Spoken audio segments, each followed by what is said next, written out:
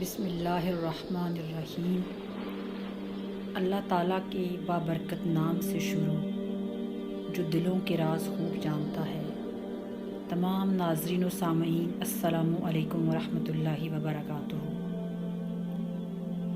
پچھلی نشست میں ہم نے جانا کہ مہمان نوازی کتنے بڑے اعزاز کی بات ہے اور مہمان کی خاطر تواضع کرنا اللہ تعالیٰ کی رضا پانے کا بہترین ذریعہ ہے۔ آج کی نشست میں ہم سیکھیں گے کہ مہمان نوازی کے کیا آداب ہیں، اور جب کوئی گیسٹ ہمارے پاس یا ہمارے گھر آئے تو ہمیں کیسے اس کی لک آفٹر کرنی چاہیے، کیسے اس کی خاطر مدارت کریں کہ جس سے اللہ تعالیٰ بھی راضی ہو جائیں اور مہمان بھی خوش ہو جائیں۔ ناظرین کرام، ہم سب جانتے ہیں کہ انسانی تعلقات ہر انسان کی ضرورت ہے، اور دنیا میں ہر شخص دوسرے کے تعاون کا محتاج ہے، لیکن اچھے اور خوشگوار تعلقات بنانے کے کچھ اصول ہوا کرتے ہیں، اور ہمارے دین اسلام نے بھی اچھے تعلقات بنانے کے کچھ اصول سکھائے ہیں، جن میں سے ایک مہمان نوازی ہے۔ مہمان نوازی کا ہماری سوشل لائف میں بڑا اہم رول ہے۔ یہ آپس میں پیار، محبت، اتفاق و اتحاد مضبوط کرنے کا اور میل جول بڑھانے کا بہترین ذریعہ ہے۔ ناظرین اکرام، ہر ملک، علاقے اور قوم میں اگرچہ مہمان نوازی کے انداز مختلف ہوتے ہیں، لیکن کسی بھی نیشن کا اس بارے میں کوئی اختلاف نہیں کہ آنے والے مہمانوں کو وارملی ویلکم کیا جائے، اپنے گیسٹ کو رسپیکٹ دی جائے، مہمانوں کے ساتھ عزت و احترام کے ساتھ پیش آیا جائے، اور اپنی حیثیت کے مطابق بڑھ چڑھ کر جتنی خدمت ہو سکے وہ کرنی چاہیے، کیونکہ دنیا کی ہر سویلائزڈ نیشن اپنے گیسٹ کی عزت و توقیر کو اپنی عزت و توقیر سمجھتی ہے۔ تو اب ہم مہمان نوازی کے آداب کے بارے میں جانیں گے کہ اسلام نے ہمیں گیسٹ کی مہمان نوازی کرنے کے کیا آداب سکھائے ہیں۔ یوں تو مہمان نوازی کے بہت سے آداب ہیں، لیکن آج میں بریفلی کچھ مینرز آپ کے سامنے پیش کروں گی، اور امید کروں گی کہ ہم ان ایٹیکیٹ اور مینرز کو اپنی زندگی کا حصہ بنائیں گے۔ ہوسٹنگ کا پہلا ایٹیکیٹ یہ ہے کہ گھر میں آنے والے مہمانوں کو خوشی سے ویلکم کیا جائے۔ اگر ان کے پاس کوئی گاڑی وغیرہ ہو تو اس کی حفاظت اور پارکنگ کا بھی انتظام کرنا چاہیے، تاکہ آنے والے گیسٹ کو کوئی پریشانی نہ ہو۔ پھر جب میزبان اور مہمان آپس میں ملاقات کریں تو بات چیت کی ابتدا سلام سے ہونی چاہیے۔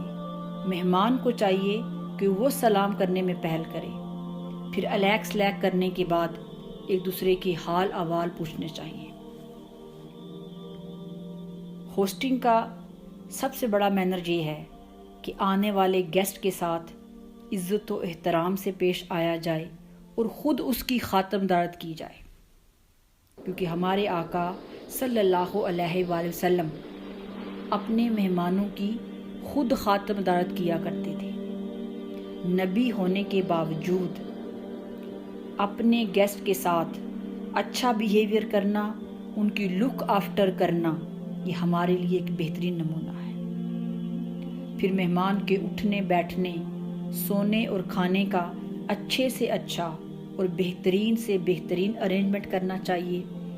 خصوصاً اگر گیسٹ سٹے کے لیے آیا ہو تو پھر اس کے آرام کرنے کے لیے ایسا انتظام کرنا چاہیے جس سے نہ مہمان کو کوئی مشکل ہو اور نہ گھر والوں کو۔ پھر ہوسٹ کو چاہیے کہ مہمان کے کھانے پینے کا ارینج ذرا جلدی کرے، کیونکہ اگر گیسٹ ٹریول کر کے آیا ہے وہ تھکا ہوا ہوگا اور بھوک بھی لگی ہوگی، لہٰذا جلدی کھانا کھلایا جائے تاکہ وہ آرام بھی کر سکے۔ فرسٹ ڈے کی جو دعوت ہے اس میں اپنی حیثیت کے مطابق پرتکلف یعنی شاندار سے شاندار اور بہترین سے بہترین کھانا پیش کرنا چاہیے۔ دوسرے اور تیسرے دن کی جو ضیافت ہے وہ اپنی ڈیلی روٹین کے مطابق ہو تو کافی ہے۔ پھر گیسٹ کو چاہیے ڈائننگ ٹیبل پر مہمان کے ساتھ میزبان کو بھی بیٹھنا چاہیے۔ اس سے نہ صرف برکت ملے گی بلکہ اس سے ہوسٹ کی محبت اور خلوص کا اظہار بھی ہوتا ہے۔ پھر ہر ممکن کوشش کی جائے کہ مہمان کو ہاتھ یا زبان سے کوئی تکلیف نہ پہنچائی جائے۔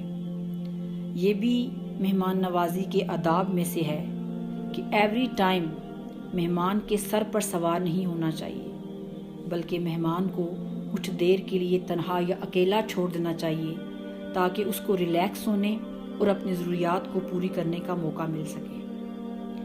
مہمان اچھے ہوں یا برے ہوں، ہر ایک کے ساتھ اچھا سلوک کیا جائے۔ اگر کسی موقع پر گیسٹ بیڈ بیہیویئر، روکھے پن یا بے مروتی کا مظاہرہ کرے تب بھی ہمیں اس کے ساتھ اچھے اخلاق کا مظاہرہ کرنا چاہیے۔ پھر یہ بھی مہمان نوازی کے آداب میں سے ہے کہ مہمان سے اپنے لیے دعا کرائی جائے کیونکہ مہمان کی دعا اللہ تعالیٰ فوراً قبول کر لیتا ہے۔